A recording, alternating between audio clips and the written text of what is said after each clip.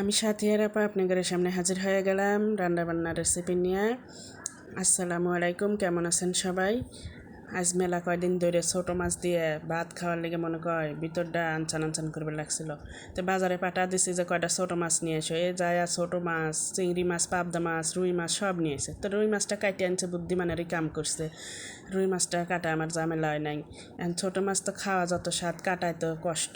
তাও কাটি ধুয়ে নিলাম, কাটি ধুয়ে নিয়ে এখন ছোটো মাছ আর এই চিংড়ি মাছ কটা রান্না করি।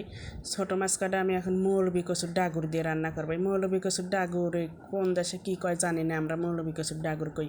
মৌলবি কচুর ডাগুর দিয়ে আসলে যা রান্না করা যায় তাই খুব ভাল লাগে।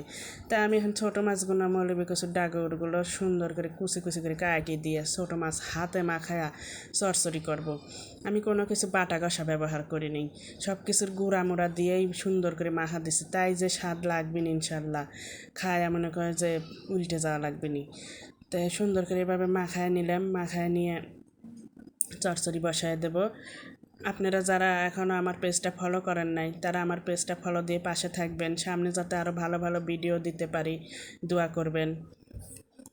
এখনও যারা মৌলবি কচুর ডাগুর দিয়ে এরকমভাবে মাছ চচ্চড়ি করে খান নাই তারা একদিন করেই দেখেন কি সুন্দর স্বাদ লাগে। আমি ছোটো মাছ বেশিরভাগ এভাবে হাতে মাখায়াই চচ্চড়ি করি, খুব ভালো লাগে। বড় মাছ কন, গোস্ত কন, এগুলো কয়দিন খালি ফেরে এই মুখ ভরে যায়। আর এই ছোটো মাছের তরকারি আপনি যতবারই খান মনে করে যে আরও খাই আরও খাই। আমার কাছে তো ছোটো মাছ খুব প্রিয়। আমি বড় মাছ কয়েকদিন খালি ছোটো মাছের জন্য পাগল হয়ে যাই, তাই ছোটো মাছ নিয়ে আসাই। দেখেন আমার চচ্চড়িটা সুন্দর মতো হয়ে গেছে, সুন্দর একবারে জল শুকায় দিছি। এখন আমি ওই চচ্চড়িটা নামায় ফেলবো। এখন এই চিংড়ি মাছগুলো পেঁয়াজ দিয়ে ভাজে নেব। চিংড়ি মাছগুলোর জন্য আমি পেঁয়াজ, মরিচ, চিংড়ি মাছ সব একসাথে দিয়ে নিলাম।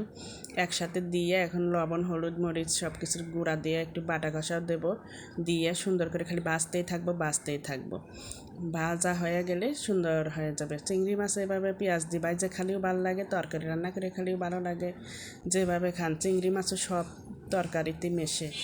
তা আমি আবার ভাবলাম যে বড় বড় চিংড়ি পেঁয়াজ দিয়ে ভাজে খালি মনে হয় বেশি ভালো লাগবে না, তাই পেঁয়াজ দিয়ে ভাজে নিলাম। আমার কাছে মনে হয় ছোটো চিংড়িগুলো তরকারির সাথে মেশে ভালো, আর বড় চিংড়িগুলো পেঁয়াজ দিয়ে ভাজে খাওয়া, মালাইকারি করা এইগুলোই বেশি ভালো হয়। তাই বড় চিংড়ি দেখে আমি পেঁয়াজ দিয়ে সুন্দর করে যেভাবে ভাজে নিলাম, অনেক সুন্দর ভাজি হয়ে গেছে।